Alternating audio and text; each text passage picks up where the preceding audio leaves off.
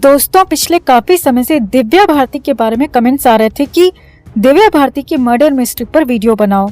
आज के इस वीडियो में हम बात करेंगे दिव्या भारती के बारे में। वीडियो शुरू करने से पहले हम आपको बता दें कि एक वीडियो में सारे पॉइंट्स कवर करना मुश्किल हो रहा था क्योंकि वीडियो बहुत लंबी हो जाती। तो अगर आप इस वीडियो का सेकंड पार्ट चाहते हैं तो इसे ज्यादा से ज्यादा लाइक और शेयर कर अपना प्यार और सपोर्ट दिखाएं और कमेंट में जरूर लिखें we want part 2। Divya Bharti एक बेहतरीन एक्ट्रेस थी जिसने बॉलीवुड के 1 साल के करियर में वो सफलता पाली जो बड़ी बड़ी एक्ट्रेसेस सालों साल काम करके भी नहीं देख पाती। दिव्या भारती बॉलीवुड में आई और सबके दिलों पर छा गई। देखते ही देखते वो सुपरस्टार बन गई। अचानक मिली सफलता के 2 परिणाम निकले। एक तो अचानक मिली सफलता संभालनी भारी पड़ती है और दिमाग पर सवार हो जाती है। दूसरा, अचानक मिली सफलता से अनचाहे और अनजाने दुश्मन बन जाते हैं जिनके बारे में पता नहीं चल पाता। दिव्या भारती के साथ भी वैसा ही हुआ।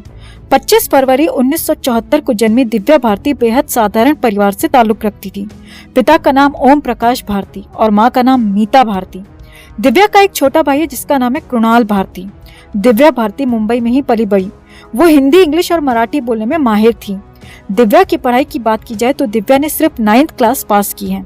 साल 1988 में जब दिव्या की उम्र महज 14 वर्ष थी तभी वो फिल्मों में ऑडिशंस देने लगी थी। 1988 में ही दिव्या को एक फिल्म मिली जिसका नाम था गुनाहों का देवता, लेकिन उस फिल्म से दिव्या को निकाल दिया गया और दिव्या की जगह संगीता बिजलानी को ले लिया गया। इसके बाद 1988 में ही कीर्ति कुमार, जो कि गोविंदा के बड़े भाई थे, उन्होंने दिव्या को गोविंदा के अपोजिट साइन किया। फिल्म का नाम था राधा का संगम, लेकिन इस फिल्म से भी दिव्या को बिना बताए बाहर कर दिया गया और दिव्या की जगह जूही चावला को ले लिया गया।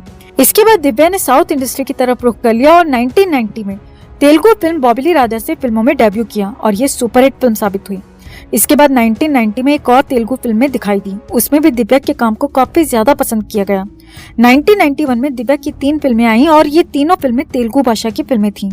साउथ इंडस्ट्री में दिव्या एक सफल एक्ट्रेस के रूप में जानी जाने लगी थी। 2 साल में 5 फिल्में, जिनमें से 4 फिल्में सुपरहिट साबित हुई। साउथ की सफलता को देखते हुए बॉलीवुड के फिल्म मेकर्स ने दिव्या को साइन करने के लिए इंटरेस्ट दिखाना शुरू कर दिया। बॉलीवुड में डेब्यू हुआ 1992 में। फिल्म का नाम था विश्वात्मा। विश्वात्मा में दिव्या के ऊपर एक गाना पिक्चराइज हुआ था, 7 समंदर पार। इतना ज्यादा पॉपुलर हुआ ये गाना कि दिव्या रातों रात स्टार बन गई। इस फिल्म के बाद दिव्या ने 1992 में ही 10 फिल्मों में लगातार काम किया, जिनमें ज्यादातर फिल्में सुपरहिट साबित हुईं। 1992 में 2 फिल्में साउथ की भी की थीं, वो भी सुपरहिट साबित हुईं। 1992 दिव्या की लाइफ का सबसे ज्यादा सफल ईयर रहा था। 1992 में दिव्या शोला और शबनम फिल्म में काम कर रही थी। इसी फिल्म में गोविंदा लीड रोल में थे। गोविंदा ने पहली बार दिव्या और साजिद नडियादवाला का परिचय एक दूसरे से कराया और यहीं से दिव्या और साजिद एक दूसरे से प्यार करने लगी। दिव्या और साजिद ने कुछ ही दिनों के प्यार के बाद 10 मई 1992 को एक दूसरे से शादी कर ली, लेकिन इन दोनों ने अपनी शादी को छिपा कर रखा हुआ था। दिव्या भारती एक हिंदू परिवार में जन्मी थी और साजिद नडियादवाला एक मुस्लिम था। जिस समय साजिद ने दिव्या से शादी की थी उस समय साजिद पहले से ही शादीशुदा था और उसका तलाक भी नहीं हुआ था। दिव्या और साजिद ने मुस्लिम रीति रिवाज से शादी की थी। शादी के बाद दिव्या का नाम हो गया था सना नडियादवाला। दिव्या की मौत हुई थी 5 अप्रैल 1993 को। उस समय दिव्या हिंदी और साउथ की दोनों इंडस्ट्री में लगातार काम कर रही थी। कभी साउथ में होती थी तो कभी मुंबई में। उसी दिन दिव्या चेन्नई से मुंबई वापस आई थी जिस दिन दिव्या की मौत हुई थी। दिव्या जहाँ रहती थी वो वर्सोवा इलाके का तुलसी अपार्टमेंट था। दिव्या चेन्नई से वापस आकर अपने फ्लैट पर जाती है। दिव्या के पैर में शूटिंग के दौरान थोड़ी सी चोट लग गई थी। इसी वजह से दिव्या के पैर में उस दिन बैंडेज बंधी हुई थी। दिव्या बॉलीवुड और साउथ दोनों जगह बराबर काम कर रही थी। उसकी फिल्में भी लगातार हिट हो रही थी तो पैसे भी आ रहे थे। तो अपनी मौत के दिन ही दिव्या ने मुंबई में 4 बेडरूम का एक फ्लैट खरीदा था, जिससे वो काफी ज्यादा खुश थी। दिन में अपने फ्लैट की डील करके दिव्या ये खबर देने अपने मम्मी पापा और भाई के घर जाती है। वहाँ सभी लोग नए फ्लैट की खुशियां मनाते हैं, यानी उस दिन वो एक छोटी सी घर में पार्टी करते हैं। दिव्या भारती चाहती थी कि उस रात वो अपने माँ बाप के घर में बिताए, लेकिन तभी दिव्या के पास दिव्या की कॉस्ट्यूम डिजाइनर नीता लुल्ला का फोन आता है और वो उससे मिलने के लिए कहती है। कहा जाता है कि नीता लुल्ला को फिल्म के ड्रेस का डिजाइन डिस्कस करना था। दिव्या की सभी फिल्मों में नीता लुल्ला कॉस्ट्यूम डिजाइनर रही थी। दोनों एक दूसरे की काफी अच्छी दोस्त बन गई थी। नीता ने जब दिव्या को तुलसी अपार्टमेंट में बुलाया तो दिव्या अपने माता पिता के घर से तुलसी अपार्टमेंट के 5वें फ्लोर वाले घर में आ जाती है। रात को 9 बजे दिव्या पहुंचती है तो नीता लुल्ला उस समय अपने डॉक्टर पति के साथ पहले से ही उस घर के बाहर खड़ी थी। ये काफी चौंकाने वाली बात थी कि नीता लुल्ला ने दिव्या को बुलाया था ड्रेस को डिस्कस करने के लिए, यानी कॉस्ट्यूम डिस्कस करने के लिए, लेकिन वो अकेली नहीं आई थी। बल्कि अपने डॉक्टर पति को साथ लेकर आई थी। 5 अप्रैल 1992 की रात 9 बजे नीता लुल्ला अपने पति के साथ दिव्या के घर के अंदर बैठी हुई थी। तीनों लोग ड्रिंक कर रहे थे, दिव्या भी ड्रिंक कर रही थी। हादसे के वक्त दिव्या के उस फ्लैट में टोटल 4 लोग मौजूद थे। खुद दिव्या भारती, नीता लुल्ला, उसका डॉक्टर पति और दिव्या की एक मेड जो कि खाना बनाने के लिए वहां पर रहती थी। दिव्या की नौकरानी बचपन से ही दिव्या के साथ थी, यानी वो पहले तो दिव्या के माता पिता के घर में काम करती थी, लेकिन बाद में जब दिव्या मुंबई आ गई तो वो दिव्या के साथ मुंबई में ही रहने लगी। ये टोटल 4 लोग हादसे के वक्त दिव्या के घर में मौजूद थे। ड्रिंक करते हुए और बातें करते हुए इन लोगों को लगभग 11 बज गए।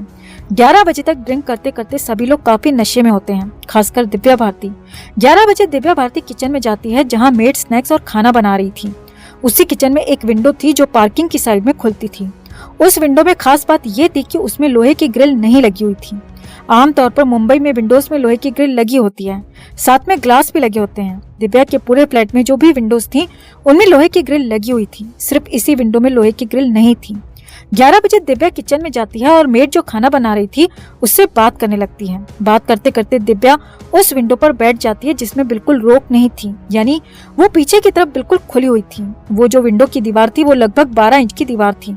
दिव्या की कमर बाहर की तरफ यानी आसमान की तरफ थी और मुंह उसका अंदर किचन की तरफ था। 12 इंची दीवार पर बैठते हुए बैलेंस बनाते समय दिव्या 5वें फ्लोर से नीचे गिरती है और जहाँ गिरती है वो पार्किंग वाली जगह थी। कहा जाता है कि वहाँ 24 घंटे कोई न कोई गाड़ी खड़ी रहती है, लेकिन ये हैरानी की बात है कि उस दिन जिस समय दिव्या भारती ऊपर से गिरी थी वहाँ पर एक भी गाड़ी नहीं खड़ी थी, यानी दिव्या किसी गाड़ी के ऊपर आकर गिरती। अगर वहाँ पर गाड़ी खड़ी होती तो दिव्या नीचे गिरती है तो उसकी पीठ और सर में काफी ज्यादा चोट आ जाती है, लेकिन उस समय वो जिंदा थी जिस समय वो गिरी थी और सांसें उस समय चल रही थी। इसके बाद दिव्या भारती को उठाकर कूपर हॉस्पिटल ले जाया जाता है जहां पर उसे मृत घोषित कर दिया जाता है। इसके बाद दिव्या की मौत की जांच शुरू होती है। मौत की जांच 3 एंगल से शुरू की जाती है। पहला एंगल ये था कि क्या ये एक हादसा था, दूसरा एंगल ये था कि क्या दिव्या ने आत्महत्या की है, और तीसरी बात की क्या दिव्या का किसी और ने मर्डर किया है। पहली जांच होती है कि क्या ये एक सुसाइड है, लेकिन पुलिस को सुसाइड का एक भी सबूत नहीं मिलता क्योंकि दिव्या लगातार बड़ी फिल्मों का हिस्सा बन रही थी, लगातार उसकी फिल्में हिट जा रही थी, नया फ्लैट लिया था उसने और वो उस दिन काफी ज्यादा खुश भी थी, यानी सुसाइड की कोई वजह नहीं थी। इसके बाद पुलिस ने जांच शुरू की कि क्या ये एक मर्डर था। दिव्या की मौत को मर्डर मानने के पीछे कई सारे तर्क थे। एक तो ये कि उन दिनों साजिद नडियादवाला के बारे में अफवाह उड़ रही थी कि साजिद का कनेक्शन अंडरवर्ल्ड से है, उसकी सभी फिल्मों में अंडरवर्ल्ड का ही पैसा लगता है। दिव्या को ये बात पता चल गई थी और दिव्या चाहती थी कि साजिद अंडरवर्ल्ड से अपना कनेक्शन तोड़ दे, वरना वो पुलिस को सब कुछ बता देगी। एक दूसरी वजह ये थी कि साजिद की माँ और दिव्या के बीच रिश्ते बहुत ज्यादा अच्छे नहीं थे। साजिद की माँ चाहती थी कि दिव्या साजिद से शादी तोड़ दे और अलग हो जाए, जबकि दिव्या साजिद से अलग होना नहीं चाहती थी। तीसरी वजह ये थी कि साजिद की जो एक्स वाइफ थी वो साजिद को तलाक नहीं देना चाहती थी। पुलिस ने 5 अप्रैल 1993 से साल 1998 तक 5 साल लगातार इस केस की जांच की, सैकड़ों लोगों से पूछताछ की जैसे कि वो हर केस में करती है, और 1998 में पुलिस इस नतीजे पर पहुंचती है कि ये एक हादसा था। दिव्या नशे में धुत थी और नशे में दिव्या विंडो पर बैठने के चक्कर में नीचे गिर जाती है और उसकी मौत हो जाती है। पुलिस ने अपनी जांच में बहुत सारे पॉइंट्स को नजरअंदाज किया था। पॉइंट नंबर 1, दिव्या जिस विंडो पर बैठने की कोशिश कर रही थी ग्रिल तो उसमें थी नहीं, लेकिन एक ऑटो स्टॉपर लगा हुआ था। ऑटो स्टॉपर ये होता है दोस्तों कि अगर विंडो को बाहर की तरफ खोला जाता है या धकेला जाता है, यानी धक्का देने का प्रयास किया जाता है, तो वो स्टॉपर अपने आप अंदर की तरफ धक्का देता है। यानी अगर उस ऑटो स्टॉपर की तरफ पीठ टिकाई जाए तो वो बाहर की तरफ खुलती नहीं है बल्कि अंदर की तरफ प्रेशर डालती है।